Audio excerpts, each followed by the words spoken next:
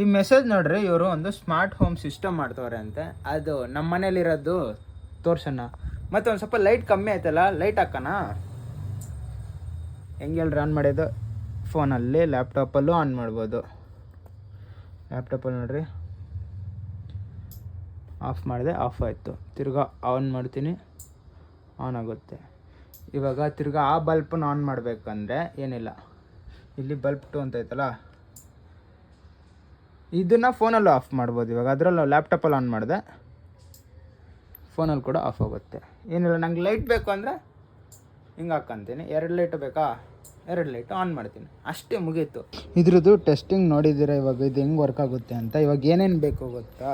ಒಂದು ESP32, ಒಂದು 4 channel relay module, ಮತ್ತು ನಿಮಗೆ ಬೇಸಿಕ್ ಕೋಡಿಂಗ್ ಗೊತ್ತಿರಬೇಕು, ಏನೇನು ಚೇಂಜ್ ಮಾಡಬೇಕು. ಮತ್ತು ಬ್ಲಿಂಕ್ IoT ಅಂತ ಒಂದು ವೆಬ್ಸೈಟ್ ಐತೆ, ಮತ್ತು ಒಂದು ಆ್ಯಪ್ ಐತೆ, ಅದನ್ನು ಡೌನ್ಲೋಡ್ ಮಾಡಬೇಕು. ಅದನ್ನು ಡೌನ್ಲೋಡ್ ಮಾಡಿದ್ರೆ ಇವಾಗ ಹೆಂಗಾಯ್ತೋ ಹಂಗೆ ಕಂಟ್ರೋಲ್ ಆಗುತ್ತೆ. ನೀವು ಬಲ್ಪ್ ಅಂತ ಕಮೆಂಟ್ ಮಾಡಿರಿ, ನಿಮಗೆ ಇದ್ರದ್ದು ಕೋಡು ಮತ್ತು ಕನೆಕ್ಷನ್ಸು ಕರೆಕ್ಟಾಗಿ ಹೆಂಗಾಯ್ತೋ ಹಂಗೆ ಸಿಗುತ್ತೆ. ಮತ್ತೆ ಸಿಗುವ ನಾಳೆ.